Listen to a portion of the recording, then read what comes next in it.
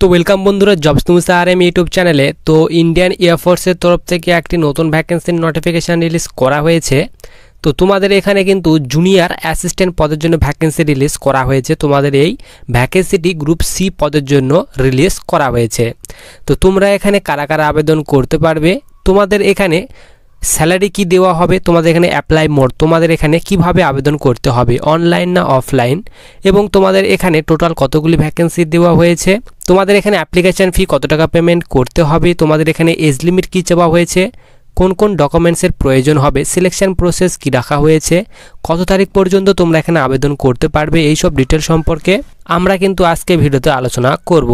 তো সবার প্রথমে তোমরা এখানে দেখো, তোমাদের এখানে বলা আছে পোস্ট নেম, তোমাদের কিন্তু এখানে জুনিয়র অ্যাসিস্ট্যান্ট পদের জন্য ভ্যাকেন্সি রিলিজ করা হয়েছে এবং তোমাদের ক্যাটাগরি বলা হয়েছে এয়ারফোর্স গ্রুপ সি রিক্রুটমেন্ট 2023 এবং তোমাদের টোটাল পোস্ট বলা আছে 3টি টোটাল পোস্ট দেওয়া হয়েছে। তোমাদের এখানে জব লোকেশন বলা হয়েছে অল ইন্ডিয়া এবং তোমাদের এখানে স্যালারির কথা বলা হয়েছে 18,900 থেকে 81,100 টাকা পর্যন্ত পার মান্থ তোমাদের বেতন দেওয়া হবে এবং তোমাদের এখানে অ্যাপ্লাই মোড বলা আছে অফলাইন, তোমাদের কিন্তু এখানে অফলাইন মোডে আবেদন করতে হবে এবং তোমাদের এখানে অফিসিয়াল ওয়েবসাইট বলে দেওয়া হয়েছে indianearforce.gov.in। এই অফিসিয়াল ওয়েবসাইটে গিয়ে তোমরা কিন্তু এই ভ্যাকেন্সির অফিসিয়ালি যে অ্যাপ্লিকেশন ফর্মটি সেটি কিন্তু তোমরা পেয়ে যাবে, সেখান থেকে ডাউনলোড করে তোমাদের কিন্তু ভালোভাবে ফিল করে তোমাদের পাঠাতে হবে।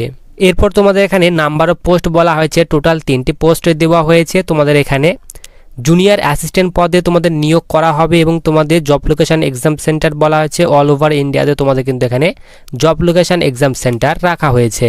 এরপর তোমাদের এখানে বলা আছে তোমরা এখানে কারা কারা আবেদন করতে পারবে। তো অল ইন্ডিয়ার ক্যান্ডিডেটরা আবেদন করতে পারবে, মেল অ্যান্ড ফিমেল উভয়, ছেলে মেয়ে উভয় আবেদন করতে পারবে এবং তোমাদের এখানে অ্যাপ্লিকেশান ফির কথা বলা হয়েছে। তোমাদের কিন্তু এখানে কোনো অ্যাপ্লিকেশান ফি পেমেন্ট করতে হবে না, তুমি যে ক্যাটাগরি স্টুডেন্ট হয়ে থাকো না কেন, তোমাদের কিন্তু সকলের এখানে অ্যাপ্লিকেশান ফি একদম মাপ রাখা হয়েছে, তোমরা সকলে এখানে ফিতে আবেদন করতে পারবে। এখানে তোমাদের এজ লিমিটের কথা বলা হয়েছে, তুমি যদি এখানে জেনারেল ক্যান্ডিডেট হয়ে থাকো তাহলে তোমার বয়স কিন্তু এখানে বলা হয়েছে 18 থেকে 25 বছর বয়সের মধ্যে হতে হবে এবং ওবিসি ক্যাটাগরি স্টুডেন্টদের ক্ষেত্রে এখানে বলা হয়েছে 18 থেকে 28 বছর বয়সের মধ্যে হতে হবে এবং এসসি কিংবা এসটি ক্যাটাগরি স্টুডেন্টদের ক্ষেত্রে বলা হয়েছে এখানে 18 থেকে 30 বছর বয়সের মধ্যে হলেই তোমরা এখানে আবেদন করতে পারবে। এরপর তোমাদের ইম্পর্টেন্ট ডকুমেন্টসের কথা বলা হয়েছে, এডুকেশনাল সার্টিফিকেটের প্রয়োজন হবে তোমাদের, আইডেন্টি প্রুফ হিসেবে তোমাদের এখানে Aadhaar card, passport, any government issue ID.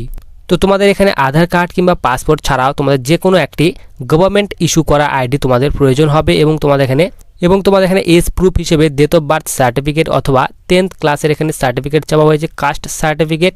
এরপর তোমাদের রেসিডেন্স প্রুফ হিসেবে তোমাদের এখানে আধার কার্ড চাওয়া হয়েছে।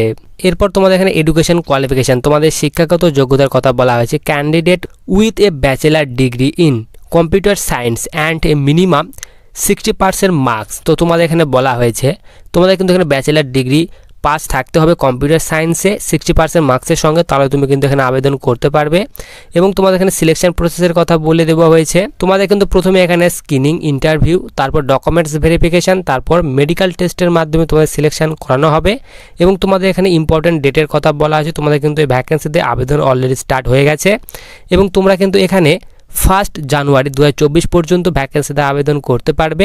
তো ভ্যাকেন্সির অফিসিয়ালি নোটিশটি তুমি যদি ডাউনলোড করতে চাও ভিডিওর ডিসক্রিপশন বক্সে লিঙ্ক দেওয়া থাকবে, তো তোমরা সেখান থেকে কিন্তু ভ্যাকেন্সির অফিসিয়ালি নোটিশটি ডাউনলোড করতে পারবে।